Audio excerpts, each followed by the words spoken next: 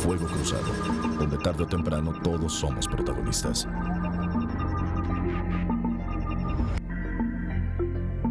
Buenas noches, Quintana Roo, muy buenas noches, Yucatán, muy buenas noches, Campeche. Mi nombre es Lilia Arellano y estamos cumpliendo aquí, como todos los viernes a las 10 de la noche, una cita más con usted en su programa Fuego Cruzado. Esta noche con un tema que no solamente le interesa a los quintanarroenses o a los peninsulares, es un tema que se convirtió de la noche a la mañana en nacional, porque tienen mucho que ver nuestros jóvenes, porque tienen mucho que ver sus actuaciones, porque tiene mucho que ver ese futuro casi sin libertades que les estamos heredando. Acompáñenos, por favor, para que juntos veamos esto que le hemos preparado. Menores infractores, riesgo social. En un país como el nuestro, con tantas carencias sociales, con una de las mayores desigualdades económicas del mundo y con una descomposición galopante del tejido social que trae como consecuencia un declive de la moral familiar y comunitaria, el problema de los menores infractores se convierte en un tema muy delicado por su gravedad. Hace algunos años se elevó la imputabilidad penal a partir de los 18 años, siguiendo una tendencia internacional impulsada por algunos países desarrollados. Sin embargo, hemos visto que a partir de que se aprobaron esas reformas legales, se ha incrementado el número de menores de 18 años que cometen actos delictivos, algunos de extrema gravedad. Varios grupos delincuenciales reclutan a menores de 18 años para cometer fechorías de todo tipo. Varios adolescentes y jóvenes menores de 18 años se han caracterizado por acciones de inaudita crueldad. Y sin embargo, la ley es dura, pero es la ley, como dirían los clásicos. Pero es dura con algunos y blanda con otros, sin la menor duda. ¿Fue acertado elevar la imputabilidad penal a los 18 años? ¿Fue un acto de civilización o ha puesto al descubierto la barbarie que todos los días vemos en los medios de información, tanto impresos como electrónicos? El colmo es que todavía en muchas regiones del país no concluye la formación de los tribunales para menores, que en muchos casos son asesinos y violadores. En algunos países este tema ha llegado a intensos niveles de discusión pública. La Convención Internacional sobre los Derechos del Niño dice que niño es todo menor de 18 años y los niños merecen ser juzgados y sancionados de manera diferencial. La edad de imputabilidad penal la deja a criterio de los estados. ¿Qué significa imputabilidad? El diccionario de la Real Academia Española lo define como atribuir a alguien la responsabilidad de un hecho reprobable. Hay penalistas que consideran que es la capacidad general atribuible a un sujeto para cometer cualquier clase de infracción penal. También capacidad para ser sujeto pasivo de una sanción penal. La imputabilidad es un presupuesto de la culpabilidad. En nuestro país, muchos políticos creen que con aprobar leyes se resuelven los problemas. Pero desgraciadamente, en la mayoría de las ocasiones, las leyes van por un camino y la terca realidad se enfila por otro rumbo. Este Fuego Cruzado abordará este tema delicado y grave, pero el veredicto final e inapelable es la voz y la participación de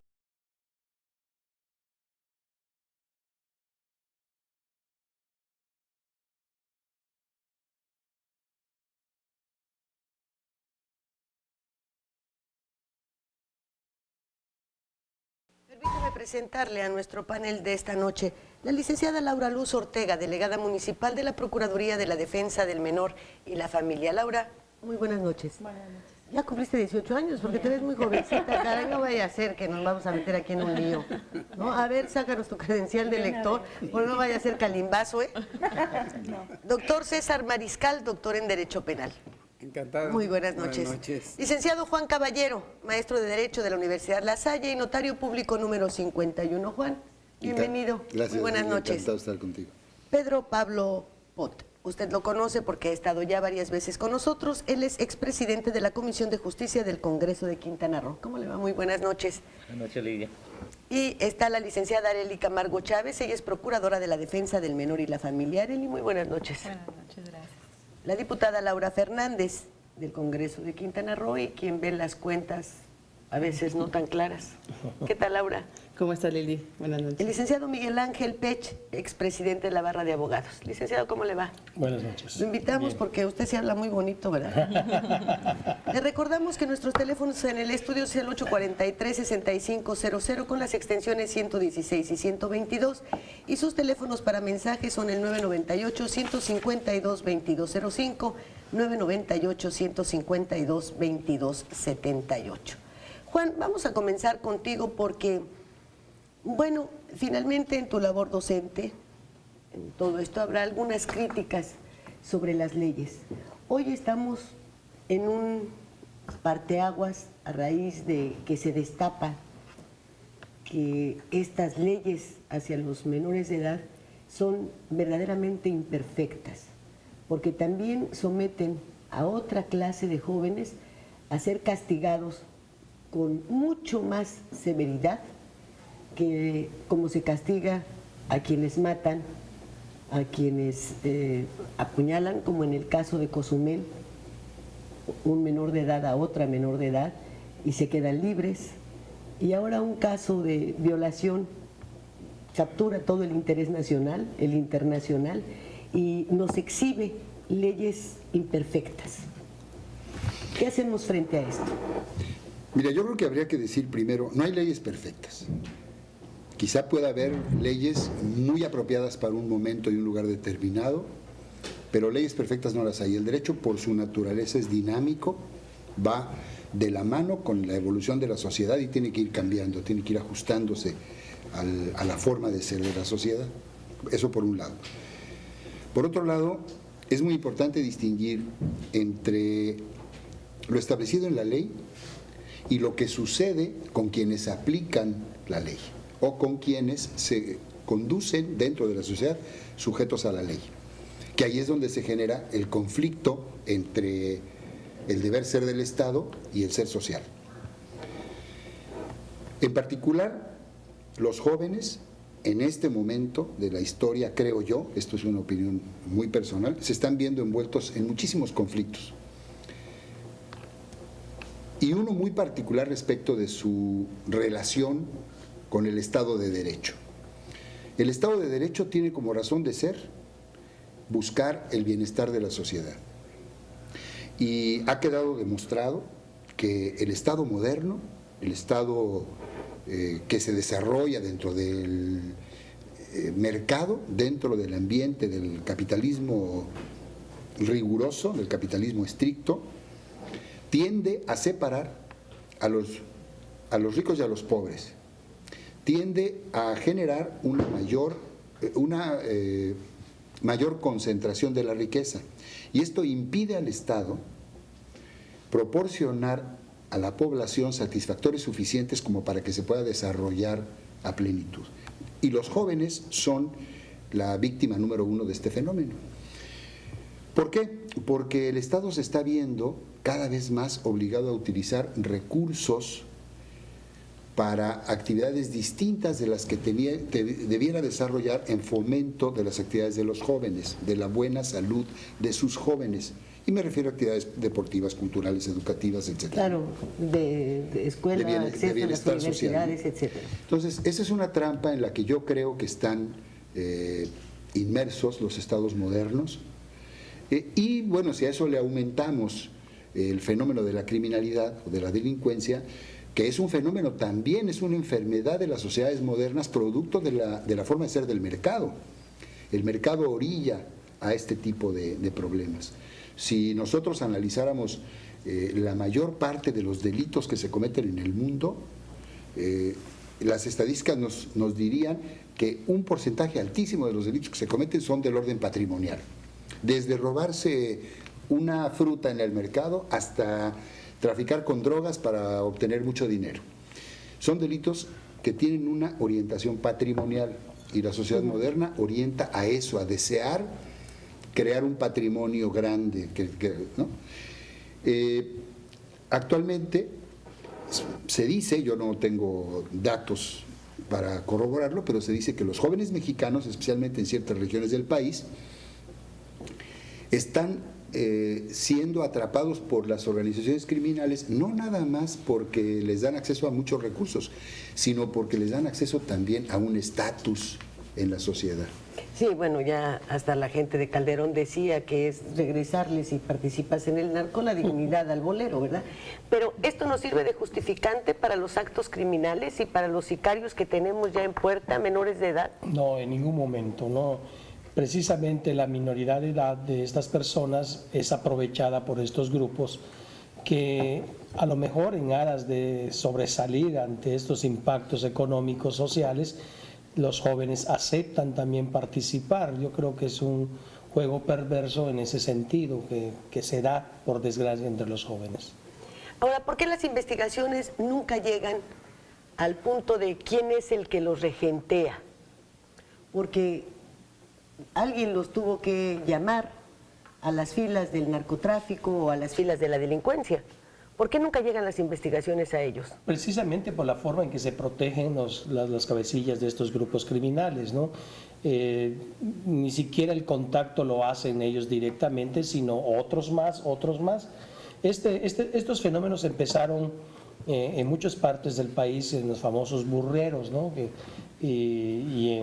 Para traficar a través de sus personas drogas. Eso fue la primera etapa de utilizar menores en ese tipo de delincuencia. Ahora los menores ya son entrenados ya para ejecutar incluso órdenes que ya son precisas. Si a esto le añades que en los procesos de las bandas criminales el bautizo que puedan tener es precisamente inaugurarse a través de ejecutar una persona, ¿no? Las maras tienen un complejo muy estructurados, incluso cada lagrimita, cada marca nos está indicando que ya tiene tantos muertos encima. Entonces, pero esto es un proceso también de adaptabilidad a las circunstancias que la banda te exige. Criminológicamente el comportamiento de los jóvenes tiene que ver con una repetición de actos a los cuales ellos quieren participar. Y lógicamente a tu pregunta, ¿cuándo podremos detener a personas que son los verdaderos cabecillas? Nunca, porque nunca van a aparecer, ¿no? El delincuente juvenil está consciente de su participación en las bandas criminales, pero ni siquiera conoce exactamente al cabecilla que lo ha contratado. Sabe que pertenece por la cantidad de dinero abundante que de una u otra manera gasta, utiliza y también trafica directamente. Ahora, esto no debería llevarnos a que quienes cometen actos ya como los crímenes y que ya son de adultos, esos ya no son ilícitos ni delitos de adolescentes o de quienes deban ser tratados como niños, purguen una parte de su condena dentro de un lugar para menores, pero que después de pasen a uno de adultos. ¿Por qué no? ¿Por qué todo se circunscribe? ¿O cómo está ese galimatías de la ley, ¿no? El fenómeno al nivel que lo estamos contemplando ahorita aquí en esta mesa, más me da la impresión que es de tipo criminológico que de tipo jurídico. En el aspecto jurídico, mal o bien, ahí están las leyes más o menos, ¿no? El problema es de quién las opera. ¿Qué dicen quién las las opera. ¿Qué dicen las leyes? ¿Que hay que sacarlos? Las leyes están bastante adecuadas para llevar un procedimiento en contra de los jóvenes. El problema es el operador. Pero díganos cómo están las leyes, ¿qué dicen las leyes? Los trata a los jóvenes igual que a los adultos en el sentido de que los procedimientos siguen siendo muy parecidos. Pero ya desde el punto de vista de las medidas que se toman, ni siquiera se llaman penas, son medidas las que se toman con los jóvenes. Y esas son, aunque llegan a la privación de la libertad, no se les denomina ni siquiera pena, pero son exactamente los mismos procedimientos que se siguen en contra de él. Pero yo quiero tocarle algo que es muy importante, que mencionaron Juan y Miguel Ángel, que es lo siguiente. En la actualidad ya se contempla esto como una empresa, la empresa criminal. Ya no estamos hablando de una desorganización, son organizaciones perfectamente elaboradas. Bueno, esa es una declaración que hizo el SAR Antidrogas el día de hoy. Ahora ya les llama empresas multifacéticas. Sí.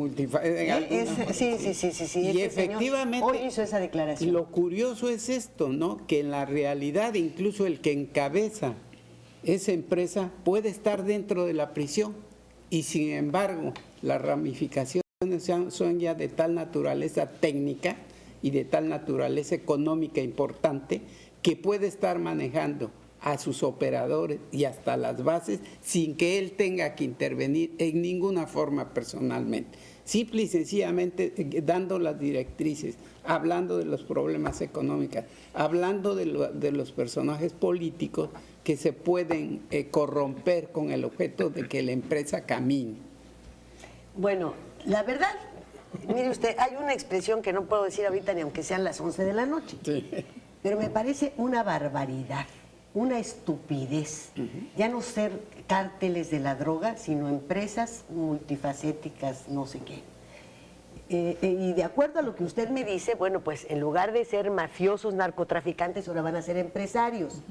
Por lo tanto, la aparición en Forbes del Chapo, pues está más que justificada, ¿verdad? Claro. Es un mega empresario. Es un mega empresario. Dime tú si no son estupideces. Bueno, desde el punto de vista estrictamente académico no lo son, es un análisis clarísimo. No, hombre, pues ya nos va a llevar la tía de las muchachas. Nos vamos a tener que... Oigan, hay que hacernos empresarios multifacéticos también nosotros, porque francamente estamos en el error. Y además con recursos económicos que sobrepasan incluso la empresa política criminal. Es que... ¿Me explico? Sí, porque Pues si no tendríamos que... No, yo ya no entiendo nada. Creo que éramos más anotes, ¿no? Estábamos hablando de cómo no nos chutamos unos terrenos, nos los volamos en la época en la que éramos jóvenes y mira nada más, resulta que hemos sido idiotas toda la vida, Juan Caballero, burros, Pues, no a lo burreros, mejor. bien burros. Ahora las soluciones para poder controlar y para poder acabar con este fenómeno ya están previstas, desgraciadamente no a nivel Oiga, nacional. ¿no tendrán que pagar a nivel impuestos? ¿Ya europeo. con eso ya estuvo? A nivel europeo. Pregúntale a Cedillo. Como le querían hacer con las sexoservidoras, no para el 50% de todo lo que les entre. ¿No le irán a hacer así? Están haciendo la mejor. Ándale. No, estas actividades de las sexoservidoras son de principiantes. La empresa criminal supera verdaderamente a la empresa industrial, a la empresa comercial, a la empresa política gubernamental corrupta, vuelvo a decirlo con todas sus letras, que significa algo muy complejo. Y sin embargo, los criminales tienen los recursos económicos que no tienen las otras disponibles para organizar en tal forma que no se puede acabar con este fenómeno. Yo creo que sí, mira, a mí me parece que el fenómeno de la delincuencia en la calle, los jóvenes que venden grapitas de cocaína o churritos de mota, no son más que el último escaloncito de la gran estructura de la que está hablando el doctor Mariscal. Estas empresas, porque son realmente grandes negocios, no solamente tienen el tráfico ilícito y clandestino de estupefacientes. El acumulamiento de recursos financieros los obliga a crear estructuras empresariales para poder blanquear, le dicen, ¿no? O convertir en legal dinero ilegal, y de ahí se desarrollan empresas múltiples. No quiero mencionar ni una sola porque no va a haber alguien que se sienta aludido, ¿no? No, puede haber hoteles. Hoteles, aquí hay. Empresas de muchos tipos, ¿no? Desde constructoras, inmobiliarias, hoteleras, de prestaciones de servicios Hospitales. de todo tipo, hospitales, transportistas, transportistas de tierra, de aire, de mar, etcétera. Podemos imaginarnos lo que sea, ¿no? A lo mejor hasta instituciones de negocios de educación o de instrucción, etcétera, ¿no? No lo sé. Bueno, yo creo que entonces eso hace todavía más duro, más álgido el panorama para los jóvenes. Claro, Y y sobre mientras todo el Estado... hecho de que podamos estar de alguna manera apapachando a quienes en edad adolescente ya tienen una carrera delictiva y son sicarios y serán siempre la parte más baja de la pirámide de estas empresas, ¿no? Cuando usted estaba ahí en la Comisión de Justicia, don Pedro, ¿aprobaron las modificaciones de la ley de 16 años que estaban en Quintana Roo, 18? No, mira, este tema que estamos platicando data de un dictamen aprobado en el Congreso del Estado el 15 de junio del 2010, que es una nueva ley en relación a una que había el del 12 de septiembre del 2006. 4 años después, prácticamente se aprueba una nueva ley para adolescentes en Quintana Roo. Y bien, efectivamente tuve la oportunidad de conocerla previamente. Para esas fechas yo no estaba en el Congreso del Estado, había yo pedido licencia y bueno, se aprobó en ese tiempo, más sin embargo la conozco. Y bueno, pues como toda ley tiene sus aristas, pero esta ley es una ley, si bien es cierto, perfectible, pero es una ley que vislumbra todas las facetas jurídicas de los adolescentes, porque así como prevé la sanción para delitos menores cometidos por menores, por adolescentes, también prevé la sanción, también prevé la medida, vaya, como atinadamente dice el abogado Corral, las medidas para quienes cometen delitos graves. Entonces, aquí no se puede hablar de impunidad por el hecho de ser menores, por el hecho de ser adolescentes, sino que aquí lo que se legisla son algunos conceptos de carácter jurídico diferente a lo aplicable a los adultos y también los procedimientos diferente al que se aplica a los adultos, pero de ninguna manera se trata de que esta ley garantice una impunidad para los adolescentes. Aquí más bien es una cuestión de conocerla y de aplicarla, ¿sí? Y para este aspecto, dentro de la propia ley hay un organigrama que se llama la Comisión Estatal del Sistema, habla del Sistema Integral de Justicia para Adolescentes, en la cual específicamente menciona que ellos tendrán la responsabilidad de promocionarla, de darla a conocer y de involucrar a la sociedad para que se pueda conocer esta ley, que en este momento pudiéramos pensar que la percepción que tiene la ciudadanía de que es un niño, no lo van a sancionar. Sí, de que hay una total ¿no? impunidad sobre los adolescentes. Sí. Y eso es lo que vamos a platicar contigo regresando de los comerciales. Claro. Acompáñenos, por favor.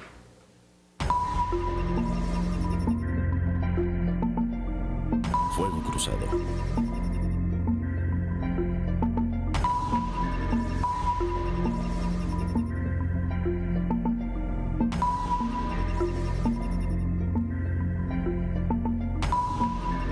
¿Deberían recibir penas más severas los jóvenes menores de edad que cometen crímenes de alto impacto? Sí, porque hay muchachos ya que están chiquitos de 14, 15 años que están muy maleados, están muy... O sea, igual no hay quien los controle, no hay una mamá, no hay un papá. Y sí hay, pues están trabajando y los niños andan en la calle. Después de los 12, 13 años, los jóvenes saben muy bien la diferencia entre el bien y el mal, por lo cual deberían de ser juzgados de acuerdo a las leyes que rigen esta nación. Aunque sean menores de edad, ya saben lo que van a hacer y cómo lo van a hacer. No creo que les den unas penas menores sabiendo lo que hacen. Ahora sí que educarlos un poco más, no dañarlos tanto, pero sí, hay que ser más severos con eso. Conforme a la ley, que se castiga a todo el que comete errores. Ya piensan, ya actúan después de los 10 años, ya empiezan a pensar qué es lo bueno, qué es lo malo, porque hay tanta difusión, tanta información, que los niños ya actúan por su cuenta. Sí, son de alto impacto, sí, yo creo que sí, porque por muy jóvenes creo que ya tienen uso de razón y hacen algo muy indebido, pues sí. Ya tienen una edad en lo que saben qué es lo que están haciendo y cuáles son las consecuencias que se debe a lo que ellos hacen. Pues la ley sabe lo que tienen que hacer, señora, yo me meto en estas cosas. Híjole, yo pienso que todo empieza desde la casa, ¿no? Porque pues ellos son el reflejo de nosotros como padres.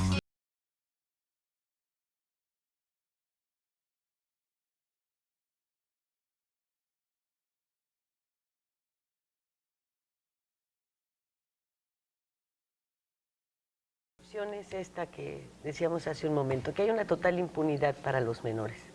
Impunidad que pues se aprovecha por los mafiosos, estos narcomenudistas, y por quienes los convierten en sicarios, pero ¿qué hace la Procuraduría de la Defensa del Menor al respecto?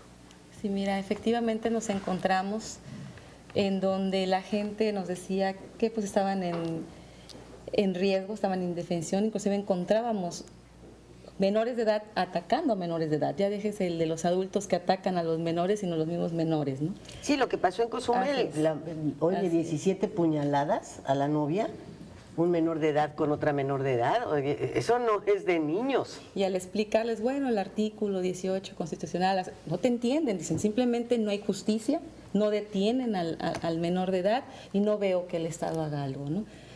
Sobre esto, la Procuraduría de Defensa de la Familia propuso al gobierno del Estado, a través del DIF estatal, hacer una casa intermedia, le llamamos, porque no podemos llamarles infractores a estos menores. No hay que llamarles delincuentes, son delincuentes.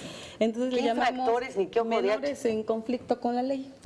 Entonces eran unos jovencitos que nos decían, por no tener la edad, cometían infracciones, nosotros delitos, y no podían ser sujetos a internamiento, ¿no? Pero andaban en la calle. Entonces, bueno, ¿qué justicia le haces a la sociedad y a ellos? ¿Qué atención les das? Porque es mentira que por las medidas que se les aplique, que estando en la calle, pues se van a rehabilitar, van a hacer algo de su vida. No es verdad. Nos hemos dado cuenta que un menor de edad, si no es atendido, y que a pesar a veces de ser atendido, los regresas a su seno familiar y vuelven a lo mismo, ¿no?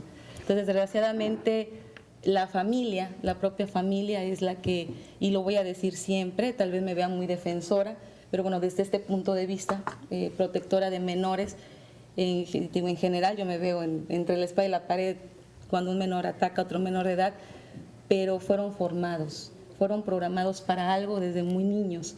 Y yo no puedo verlos como unos delincuentes del que, bueno, ya mátenlos o júzguenlos, y cuando en sí, ¿qué fue lo que pasó? ¿No? ¿Quién los formó? ¿Quién los hizo? Y desgraciadamente son los padres, ¿no? En que en lugar de que encuentren una atención, una guía en su hogar, pues son las que a veces los incitan a hacerlos, a cometer estos ilícitos, ¿no? Bueno, aquí también se abre otro paréntesis para la ley, porque siendo menores de edad están bajo la responsabilidad de un tutor. ¿Y por qué ese tutor nunca se le castiga, Laura? ¿Por qué? ¿Por qué nunca legislan sobre eso? ¿Por qué de repente sale un escándalo como el de la Gloria Trevi, por ejemplo, en donde unas señoras les entregan a una pareja de artistas, ¿no?, famosos, ella despeinándose y tirándose de nachas y con las medias rotas y todo lo demás, pero muy famosa, les entregan a sus hijas adolescentes y después se quejan? Así es. Entonces, ¿dónde está la responsabilidad del padre? ¿Por qué eso no se castiga? Debería de penalizarse. Porque se las entregan y ¿sabes cuándo viene el escándalo? Porque finalmente, cuando ellas dejaron de mandar dinero. Entonces fue cuando los papás dijeron, ay, ¿qué te está pasando, mijita, que ya no mandas tu dinerito? Lo que vimos ahora en el bar bueno, las menores de edad, ¿cómo salieron de la casa del tío ese? Ya destrozaron a mi sobrina, ya la destrozaron, y tú que la dejaste salir con la blusita de brillitos. No, y las mandan a trabajar los papás a esos antros, precisamente. ¿Y dónde están las leyes? Así es, debería de penalizarse a los papás. Básicamente, el problema inicia en la familia.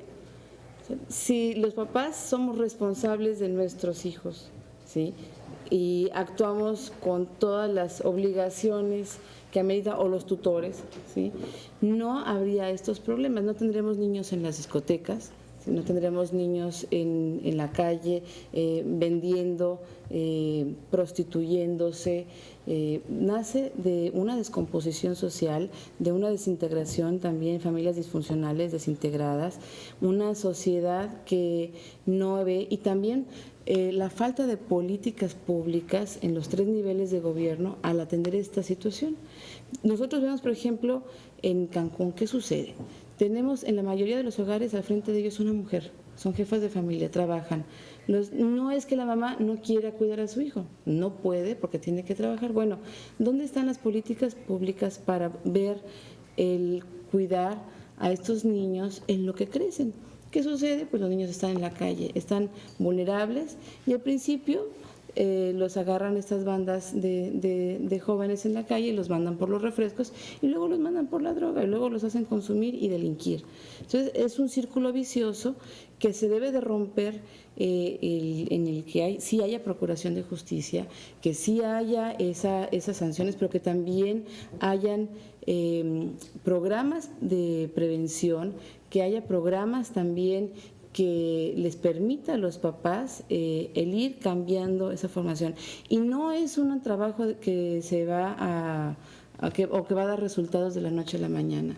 Estamos hablando de generaciones completas que ya están en este círculo vicioso y que tenemos que empezar a cambiar para que nuestras nuevas generaciones, los niños, ¿sí?, de hoy, el día de mañana, que sean adolescentes, puedan tener esas oportunidades de salir adelante y también el crear esa conciencia con los papás. Ahora, los menores infractores, aquellos adolescentes que delinquen, ¿sí?, los papás por supuesto que deben de tener una responsabilidad.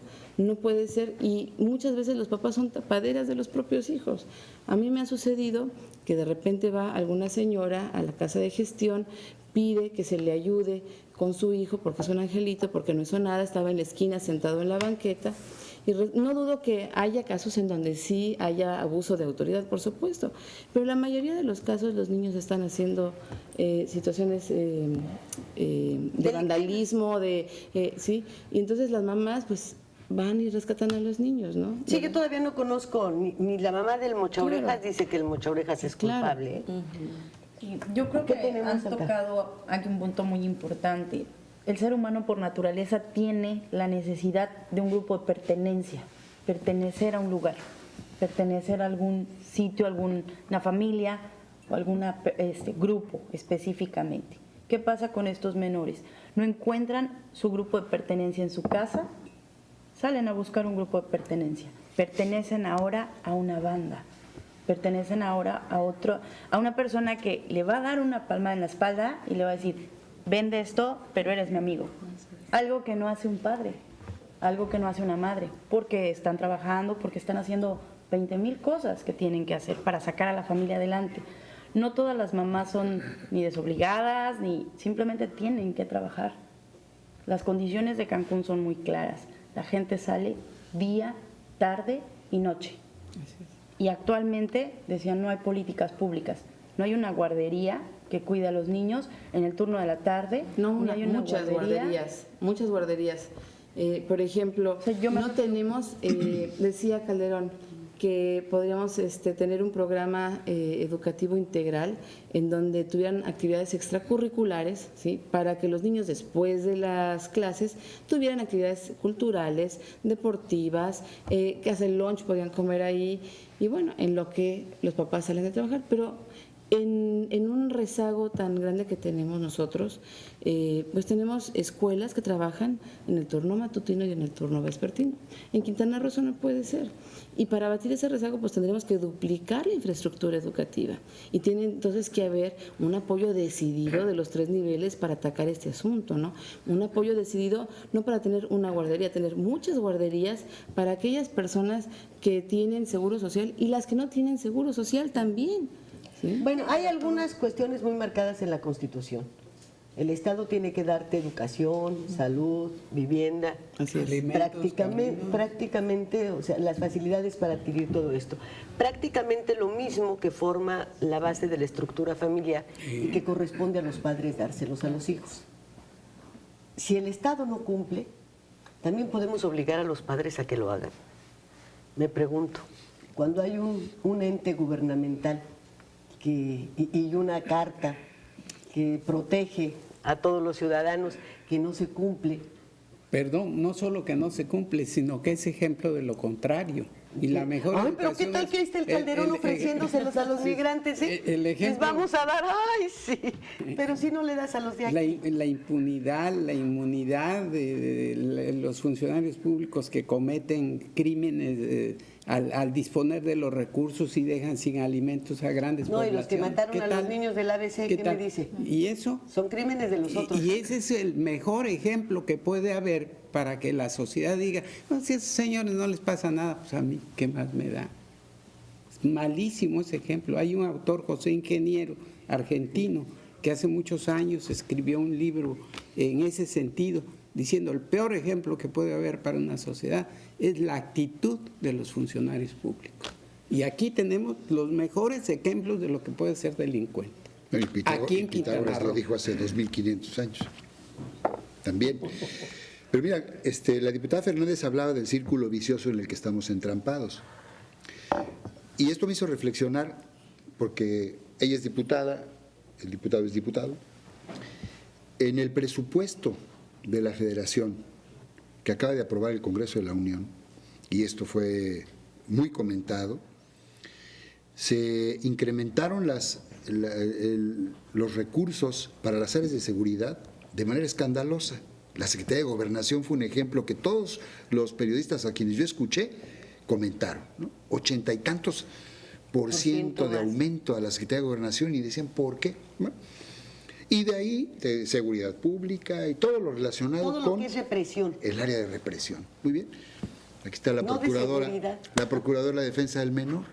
A mí me gustaría saber cuál es el presupuesto con el que contó en el 2010 la Procuraduría de Defensa del Menor y compararlo con algunas dependencias de las encargadas de la seguridad en los municipios para ver más o menos cómo andan las cosas. Yo veo un montón de, perdón por la expresión, pero de carcachas ahí en el estacionamiento de seguridad pública, ¿verdad?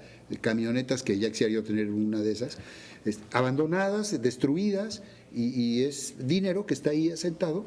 Así es. ¿Verdad? Nosotros y armamento y uniformes y bueno. A nosotros en el Congreso sí fue un tema que tratamos ahora en la evaluación del presupuesto y incrementamos, no me acuerdo si 15 millones de pesos para todo lo que es el abuso contra el menor. Para el DIF estatal, ¿no? Todos los programas de prevención. Híjole, Laura, 15 millones de pesos es un millón. No, incremento. Es un incremento que si ves. Un milloncito. Imagínate, con las bandas que tenemos no les alcanza ni de a 10 pesos. No, por supuesto. Es que es un asunto. Mira, no, pero es un asunto. Vámonos al corte, mis hermanos. Ahorita regresamos.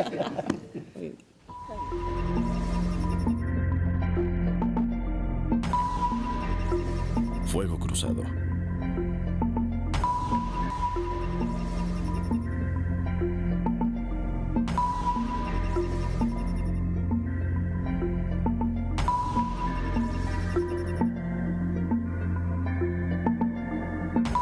¿Por qué cada vez más jóvenes se reclutan en el crimen organizado?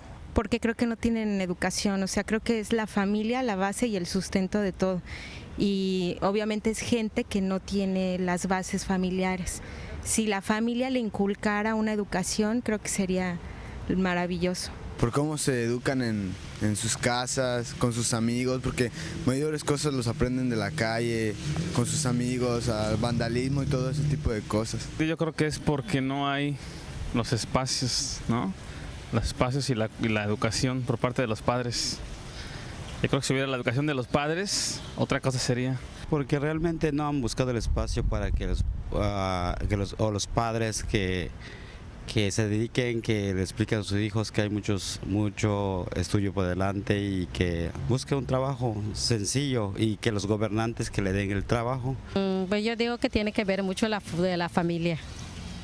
O sea, a veces porque los padres no están pendientes de sus hijos. Mira, yo creo que es la falta de oportunidades en primera instancia y también los padres, ¿no? La falta de valores.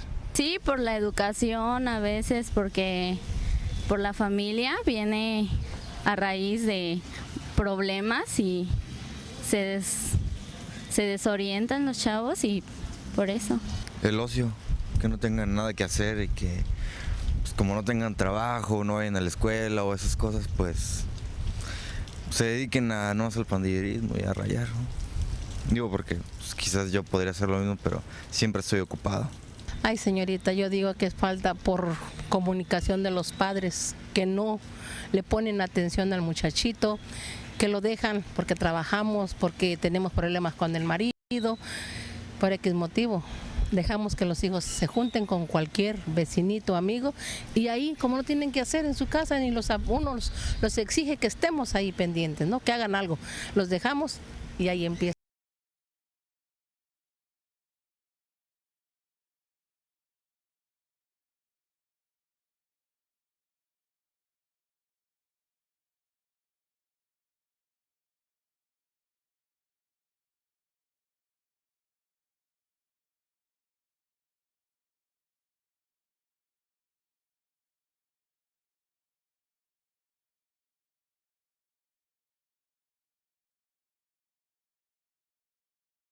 honrosas excepciones en la que los padres han puesto una gran atención a sus hijos y estos pues les salen malosos ya de nacimiento. También. Y bueno, algunos hasta se mueren de la vergüenza. Ya ven lo que le pasó a la mamá de Fox. Doña Mercedes apenas se murió a tiempo antes de ver lo que pasaba con su hijo. Parece que la de Calderón aguanta más. Sí. Me parece, ¿no? Y la de Salinas ya tuvo un aguante que no veas, ¿no? Pero bueno, pues ahí se van. Esos son los hijitos que no salen tan buenos, ¿no? Pero, ¿qué le vas a hacer? Llegan a presidentes y mira nomás lo que sucede. Bueno, dice la señora Teresa Morales, no es verdad que aplica la ley ni los ministerios públicos. De hecho, en la mañana con Jaime Farías en el noticiero, pasaron sobre un menor de edad que asaltan los Oxxo y las farmacias, y ya porque son menores de edad los dejan libres, así que no hay ninguna ley. Lo que les comentaba. El Danone. Pero, ¿dónde está? Pero aquí es una falta de aplicación de la ley quienes tienen la responsabilidad de aplicar la son un montón los que no cumplen con su responsabilidad. Sí, porque, por ejemplo, hace poco nos quisieron vender algo que tengo entendido que está plasmado también en la Constitución y que ya tiene muchísimos años, y que es la responsabilidad de los adultos sobre sus mayores. Y que de repente pues ya no la vendieron como, ay, una nueva ley que te obliga. De nuevo no tenía nada. Claro que no. Es un hábito ancestral. Bueno, sí, bueno, tendría que venir por educación. No, pero jurídicamente, así claro, es. claro. De buen nacimiento deber, tendría que llegar sin necesidad de estar tipificado en ninguna ley, ¿no? Claro. Y ya estaba ya y de repente nos lo venden como, hay algo muy nuevo. ¿Qué pasó ahí? La ignorancia. Entonces, creo que todo. en una etapa de nuestra vida tenemos que ser responsables de los que siguen y de los que están adelante, ¿no? Y es la vida del ser humano y debe ser el ciclo así. Ahorita que dijo el doctor Mariscal la ignorancia, y yo quisiera aprovechar que están aquí dos diputados nuestros para hacer este comentario. Y no sucede solo en el ámbito estatal, en el ámbito nacional también. Muchos diputados tienen algo que, perdónenme la expresión, que yo califico como prurito legislativo. Hay diputados en todo el mundo que piensan que la productividad, dicho con toda la reserva de ley, de un diputado está en producir muchas leyes, en expedir muchas leyes. Y yo creo que eso es un error de fondo, porque no es inundando el orden jurídico de normas como se hace un mejor derecho. Y nosotros estamos en México inmersos en un mar insondable de normas que ya es muy difícil, ya no digas entender, conocer siquiera. Es muy difícil ya conocer todas las leyes que hay en México. Tenemos leyes para aventar para arriba y tenemos un orden jurídico muy poco eficiente, porque es muy difícil conocerlo y mucho más aplicar. Yo le llamo de arrea legislativa. Bueno, yo pues quiero sí, hacer... y mire usted que lo que sale a veces es eso, ¿eh? Sí, yo quiero hacer dos comentarios, doña Lilia, si me permite, con relación al comentario de la señora y del abogado Corral. Caballero Corral. Sí. En relación a esta denuncia, en la que no se integró la averiguación previa que corresponda por el Ministerio Público Especializado, es una facultad y es una obligación del Ministerio Público, cuando conozca de un caso de un adolescente, el verificar su edad, ¿sí? Y la flagrancia se aplica también en estos casos, ¿sí? Inclusive en esta ley que se aprobó en junio del 2010, había 8 delitos graves y ahora se aumentó a 15, ¿sí? Para ampliar el ejercicio de o sea, acción. que aquí lo que por está mal desgracia, es el Ministerio Público tiene una mentalidad que aunque una madre de Oye, y un familia jefe le que llega, tampoco sabe. Bueno, aunque una madre de familia acuda con el acta de nacimiento, no se la reciben o lo prefieren omitir. Ante una situación de esta naturaleza es lógico que cuando esa madre o ese padre de familia acuda ante el juez penal, lógicamente con la simple acta de nacimiento, el juez penal va a soltarlos. Entonces, todo es por ese afán inquisidor que el Ministerio Público tiene, o la Policía Judicial, para omitir esta edad criminal. E integrar unas averiguaciones que sean como debe correctas de y ser. que permitan los castigos. Dice, el castigo debe ser acorde a la acción negativa del infractor, no de su edad. dice el señor Ángel de Campeche. La señora Norma Díaz, respecto a los jóvenes, que a los que también deberían de castigar es a los padres, que es lo que estábamos comentando. Y felicitan a Areli, dice que has hecho una muy ardua labor allá en Chetumal como procuradora de la defensa del menor. Gracias. Qué amable. Muy bien, ha de ser de tu familia, ¿no? Es ser mi mamá. No. Sí. Bueno, señores, nos tenemos que ir y me gustaría que cada uno de ustedes nos dijera si esto de los menores infractores lo vamos a seguir padeciendo como pesadilla, vamos a seguirle dando vueltas y poniéndoles otros nombres cuando son delincuentes juveniles, más que menores infractores, y más allá, aprendices de sicarios. ¿Y qué podemos hacer?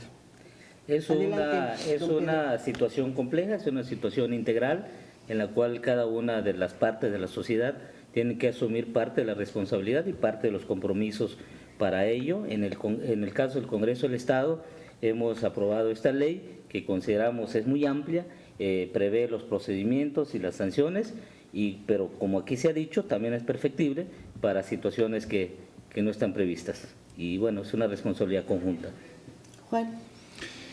Pues mira, Lila, yo creo que mientras no reconozcamos que la persona que delinque es una enfermedad de la sociedad y que como enfermo hay que tratarlo, como enfermo de la sociedad, vamos a seguir expidiendo leyes de garrote. Que no nos llevan a nada, ¿verdad? A ninguna solución. A incrementar el problema nada más. Doctor Mariscal. A mí me interesa reafirmar un buen criterio del Poder Legislativo en el Estado, en todos los estados de la República, a nivel nacional, de que existen leyes malas, buenas, regulares, como sea. Si las respetáramos, los ciudadanos estaríamos mejor. Y si las autoridades cumplieran con su obligación de aplicarlas en una forma adecuada, estaríamos en una situación distinta a la que estamos. Son los operadores de las procuradurías y del Poder Judicial que envilecen la aplicación de la ley. Hacen un uso absurdo de la ley, interesado económicamente muchas veces, y dejan de resolver el problema de los adolescentes. Laura.